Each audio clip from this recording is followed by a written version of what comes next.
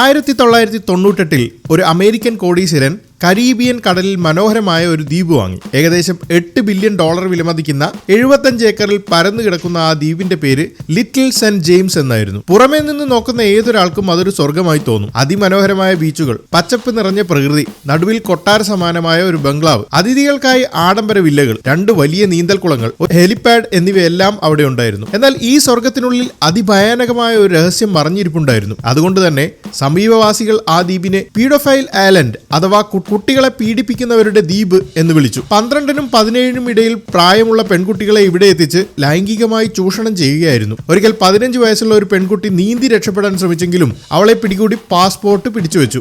അതിലും ഞെട്ടിക്കുന്ന കാര്യം ഈ ദ്വീപിൽ ആര് വന്നിരുന്നത് എന്നതാണ്. ബ്രിട്ടനിലെ ആൻഡ്രൂ രാജകുമാരൻ, ശാസ്ത്രജ്ഞനായ Stephen Hawkins, comedian Chris Tucker എന്നിവരുൾപ്പെടെ ലോകമെമ്പാടുമുള്ള ശതകോടീശ്വരന്മാരും രാഷ്ട്രീയക്കാരും സെലിബ്രിറ്റികളും ഇവിടെ സ്ഥിരം സന്ദർശകരായിരുന്നു.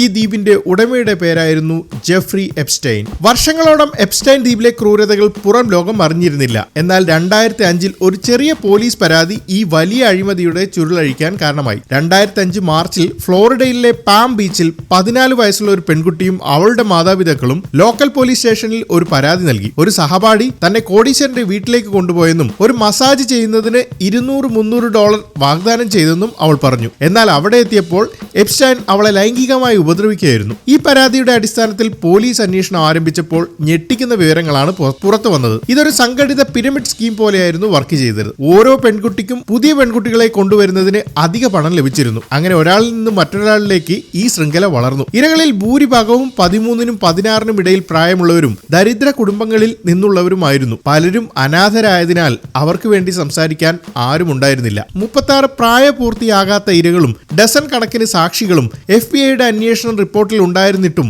ജെഫ്രി എപ്സ്റ്റൈനെ നിയമത്തിനു മുന്നിൽ കൊണ്ടുവരാൻ സാധിച്ചോ? സത്യം ഞെട്ടിക്കുന്നതായിരുന്നു. സമ്പന്നരും അതിശക്തരുമായ ആളുകൾക്ക് എങ്ങനെ നിയമവ്യവസ്ഥയെ വളച്ചൊടിക്കാൻ കഴിയുമെന്നതിന്റെ ഏറ്റവും വലിയ ഉദാഹരണമായിരുന്നു എപ്സ്റ്റൈൻ കേസ്.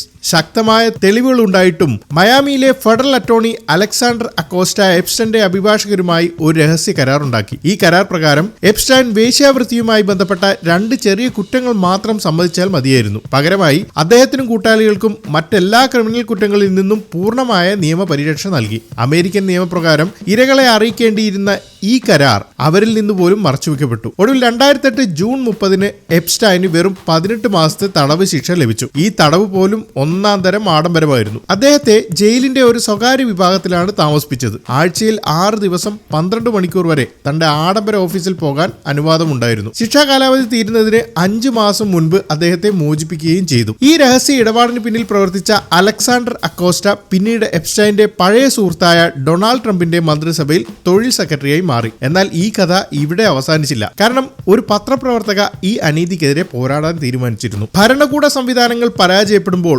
ശക്തരെ നിയമത്തിന് മുന്നിൽ കൊണ്ടുവരുന്നതിൽ അന്വേഷണാത്മക പത്രപ്രവർത്തനത്തിന് എത്രത്തോളം പ്രാധാന്യമുണ്ടെന്ന് ഈ സംഭവം തെളിയിച്ചു. മയാമി ഹെറാൾഡ് പത്രത്തിലെ ഇൻവെസ്റ്റിഗേറ്റീവ് ജേർണലിസ്റ്റായ ജൂലി കെ ബ്രൗൺ എപ്സ്റ്റൈന്റെ കേസ് വർഷങ്ങളോളം പിന്തുടർന്നു. 2018 നവംബറിൽ അവർ നീതിയുടെ വഴിതെറ്റൽ, പെർവേർഷൻ ഓഫ് ജസ്റ്റിസ് എന്ന പേരിൽ ഒരു റിപ്പോർട്ട് പരമ്പര പ്രസിദ്ധീകരിച്ചു. ഈ റിപ്പോർട്ടുകൾ മാധ്യമങ്ങളിൽ വലിയ കോളിളക്കങ്ങൾ ഉണ്ടാക്കി. പൊതുജനങ്ങളിൽ നിന്ന് ശക്തമായ പ്രതിഷേധം ഉയർന്നതോടെ ന്യൂയോർക്ക് അധികാരികൾക്ക് കേസ് വീണ്ടും അന്വേഷിക്കാൻ സമ്മർദ്ദമായി. ജൂലിയുടെ അന്വേഷണത്തിൽ 80-ലധികം ഇരകളെ തിരിച്ചറിഞ്ഞിരുന്നു. ഒടുവിൽ 2019 ജൂലൈയിൽ എപ്സ്റ്റൈനെ വീണ്ടും അറസ്റ്റ് ചെയ്യേണ്ടി വന്നു. ഇത്തവണ 45 വർഷം വരെ തടവ് ലഭിക്കാവുന്ന കടുത്ത ലൈംഗിക കടത്ത് കുറ്റങ്ങളാണ് ചുമത്തിയത്. ഒടുവിൽ എപ്സ്റ്റൈൻ അഴിയെണ്ണുമെന്ന് ലോകം കരുതി. എന്നാൽ കഥയിലെ ഏറ്റവും വലിയ ട്വിസ്റ്റ് വരാനിരിക്കുന്നതേ ഉണ്ടായിരുന്നുള്ളൂ. 2019 ഓഗസ്റ്റ് 10 എപ്സ്റ്റൈനെ ജയിൽ മുറിയിൽ മരിച്ച നിലയിൽ കണ്ടെത്തി. ഇത് ഇരകൾക്ക് നീതി ലഭിക്കുന്നത് തടയുകയും ലോകമെമ്പാടും വലിയ ഗൂഢാലോചനാ സിദ്ധാന്തങ്ങൾക്ക് വഴിവെക്കുകയും ചെയ്തു. ഔദ്യോഗിക വിശദീകരണം എപ്സ്റ്റൈൻ ഒരു ബെഡ്ഷീറ്റ് ഉപയോഗിച്ച് തൂങ്ങി മരിച്ചു എന്നതായിരുന്നു. എന്നാൽ ഈ വിശദീകരണത്തിൽ പലർക്കും സംശയങ്ങൾ ഉണ്ടായിരുന്നു. മരണ ദിവസം രാത്രി എപ്സ്റ്റൈൻ സെല്ലിൽ തനിച്ചായിരുന്നു. യാദൃശ്ചികമെന്ന് പറയട്ടെ, അന്ന് ജയിലിലെ CCTV ക്യാമറകൾ സാങ്കേതിക തകരാർ കാരണം പ്രവർത്തിക്കുന്നുമുണ്ടായിരുന്നില്ല. ഇതോടെ എപ്സ്റ്റൈൻ ആത്മഹത്യ ചെയ്തതല്ല, എപ്സ്റ്റൈൻ ഡിഡ്ന്റ് കിൽ ഹിംസെൽഫ് എന്ന മുദ്രാവാക്യം പ്രചാരത്തിലായി. ഈ ഗൂഢാലോചന സിദ്ധാന്തങ്ങൾക്ക് ഏറ്റവും കൂടുതൽ പ്രചാരം നൽകിയത് അന്നത്തെ പ്രസിഡന്റ് ഡൊണാൾഡ് ട്രംപും അദ്ദേഹത്തിന്റെ അനുയായികളുമായിരുന്നു. എപ്സ്റ്റൈന്റെ കയ്യിൽ ബിൽ ക്ലിന്റനെ കുറിച്ചുള്ള രഹസ്യ വിവരങ്ങൾ ഉണ്ടായിരുന്നുവെന്നും അതുകൊണ്ടാണ് ക്ലിന്റൺ അദ്ദേഹത്തെ കൊലപ്പെടുത്തിയതെന്നും അവർ ആരോപിച്ചു. എപ്സ്റ്റൈന്റെ മരണത്തെ ഒരു രാഷ്ട്രീയ ആയുധമാക്കിയ ട്രംപ് താൻ പ്രസിഡന്റായാൽ എല്ലാ എപ്സ്റ്റൈൻ ഫയലുകളും പുറത്തുവിടുമെന്ന് വാഗ്ദാനം ചെയ്തു. എന്നാൽ ആ വാഗ്ദാനത്തിന് പിന്നീട് എന്താണ് സംഭവിച്ചത്? 2024 അമേരിക്കൻ പ്രസിഡന്റ് തെരഞ്ഞെടുപ്പിൽ എപ്സ്റ്റൈൻ ഫയലുകൾ പുറത്തുവിടുമെന്ന വാഗ്ദാനം ഡൊണാൾഡ് ട്രംപിന്റെ പ്രധാന പ്രചാരണ ആയുധങ്ങളിലൊന്നായി മാറി. ഈ പശ്ചാത്തലത്തിൽ 2024 തിരഞ്ഞെടുപ്പിൽ ട്രംപ് ജയിച്ചാൽ എന്ത് സംഭവിക്കുമെന്ന് 2025 ജനുവരിയിൽ തെരഞ്ഞെടുപ്പിൽ വിജയിച്ച് വീണ്ടും പ്രസിഡന്റായ ശേഷം ട്രംപ് പൂർണ്ണമായും മലക്കം മറിയും. എപ്സ്റ്റൈന്റെ ഒരു ക്ലയന്റ് ലിസ്റ്റ് ഇല്ലെന്നും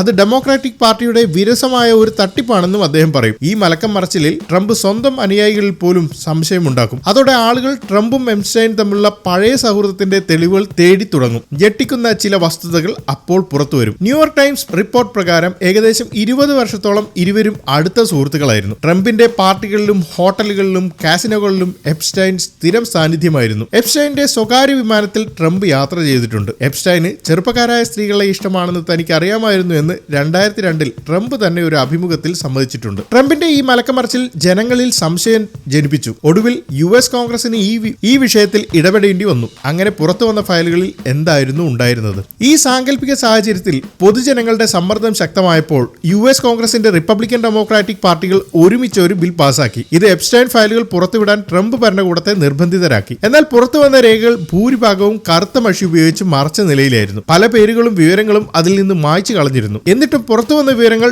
ഡൊണാൾഡ് ട്രംപിനെതിരായ ഗുരുതരമായ ആരോപണങ്ങൾ ഉൾക്കൊള്ളുന്നതായിരുന്നു. എപ്സ്റ്റൈന്റെ വിമാനത്തിൽ താൻ യാത്ര ചെയ്തിട്ടില്ലെന്ന ട്രംപിന്റെ വാദം തെറ്റാണെന്ന് തെളിഞ്ഞു. രേഖകൾ പ്രകാരം 8 തവണ അദ്ദേഹം ആ വിമാനത്തിൽ യാത്ര ചെയ്തിട്ടുണ്ട്. 2020 ലിമോസിൻ ഡ്രൈവർ FBI വിളിച്ച് 1995 ട്രംപ് ഒരു പെൺകുട്ടിയെ ദുരുപയോഗം ചെയ്തതിനെ കുറിച്ച് ഫോണിൽ സംസാരിക്കുന്നത് കേട്ടതായി അറിയിച്ചു. പിന്നീട് ഈ സംഭവം ഡ്രൈവർ ഒരു സ്ത്രീയോട് പറഞ്ഞപ്പോൾ ട്രംപും എപ്സ്റ്റൈനും ചേർന്ന് തന്നെ ബലാത്സംഗം ചെയ്തിട്ടുണ്ടെന്ന് ആ സ്ത്രീ വെളിപ്പെടുത്തിയതായും രേഖയിലുണ്ട്. എപ്സ്റ്റൈൻ സഹതടവുകാരനായ ലാറി നസാറിന് എഴുതിയ കത്തിൽ തങ്ങളെപ്പോലെ നമ്മുടെ പ്രസിഡന്റിനും, അതായത് അന്നത്തെ പ്രസിഡന്റ് ട്രംപ്, പെൺകുട്ടികളെ ഇഷ്ടമാണെന്ന് പറയുന്നു. ട്രംപിനെതിരായ തെളിവുകൾ ഒന്നൊന്നായി പുറത്തുവിട്ടിട്ടും സർക്കാർ സംവിധാനങ്ങൾ ഇവയെല്ലാം നിഷേധിക്കാൻ ശ്രമിച്ചു. എന്നാൽ കഥ ഇവിടെ പൂർണ്ണമാവുന്നില്ല.